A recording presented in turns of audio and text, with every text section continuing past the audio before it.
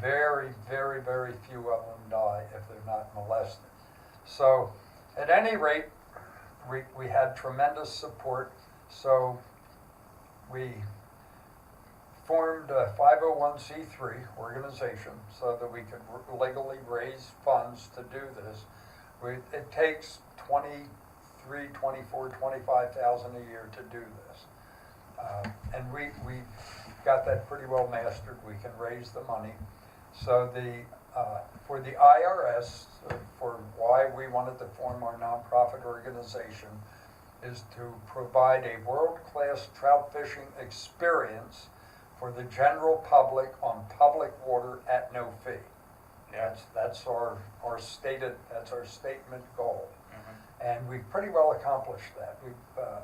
People get to fish over these wonderful fish. Then I needed another hatchery, so I did in fact find another hatchery, Blooming Grove, over in the Poconos, and they raise a wonderful looking fish. And one of our customers and members and friends that I've known for years, Dave Haywood, told me about it, and I went over and we looked at the fish. They were gorgeous, and now we have a good supply of fish. And we put them in. Now they're both hatcheries are feeding them a special food to give them color. I mean, these browns come out, and every day I get pictures. Tom, look at this. This fish, I know he's been in there a long time. Yeah. And the hatcheries have become so effective today. They can raise beautiful, beautiful trout. So there are those that say, well, I don't want to fish for a stocked fish. Well, mainly the difference between wild fish, and you can argue it over beer all night long, which is best or which is inferior. The fact is they both provide a wonderful enjoyment. I have been very fortunate in my life. I've got to fish for over big fish in a lot of places, wild fish, and in my experience, a well-trained stocky can get to be an extremely difficult fish to catch legally if you do it legally. Where the wild fish haven't been exposed to all of that activity and training. You don't want to waste too much time talking about the quality and how much better a wild fish is than a stock fish. Both can be made into a high quality fish and create an incredibly exciting and fun and satisfactory fishing enjoyment. So that's how we did it. We pulled it off. We got our 501c. We got the extended area. And it's floated. Now, this summer was a challenging year. It got very hot in July, and it stayed dry right into the end of October. It was dry and hot and warm. We had a tremendous holdover. So I watch you showing me pictures. You fish for them frequently. You go up the runs and fish. Yeah. I'm not supportive of us hauling trout up and stocking Slate Run. It has a wild fishery. I don't like putting stock fish over top of them.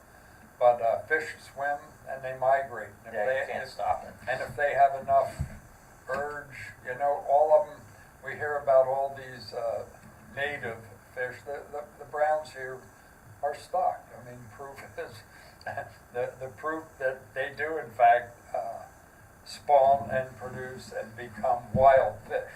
I guess they become wild if they were born in the stream, then it becomes a wild fish. Yeah.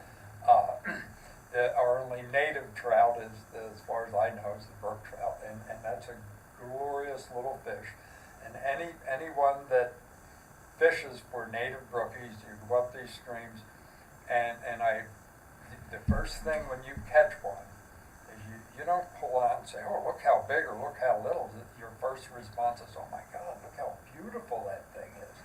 Well, that was my determining drive in where I buy my trout. The trout that we put in, when you pull these guys out, you're not going to say, wow, he's got a only 17 inches. They're Say, not. look You're at gonna the take a look at spots, that. the color. Absolutely. Yeah. Well, Tom, you're doing a fantastic job, and I'm sure you get a lot of people come in here, shake your hand, and tell you that you're doing a good job. So I think that's it for today. You're definitely going to be back here. Stayed within my time limit. I think so. Maybe. I'll drink a Straub's 1872. There you go. Well, Tom, thanks for coming on the show. You're welcome. Appreciate it. It's exciting to be able to be part and take your life and put it into what Deb and I did. We could have settled on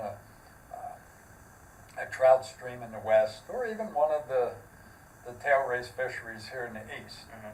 But we love Pine Creek, and I'll be here till they haul me out with all 4 legs up in the air. And that's okay, because I just love Pine Creek, and we wanted to get this started for the fishing public, and you've worked here. You see little kids coming in that high, and you see guys a lot older than me. I'm 74, be 75 this coming year. We get guys in here in their 80s and 90s, they're still fishing, and lots of women, lots of young people.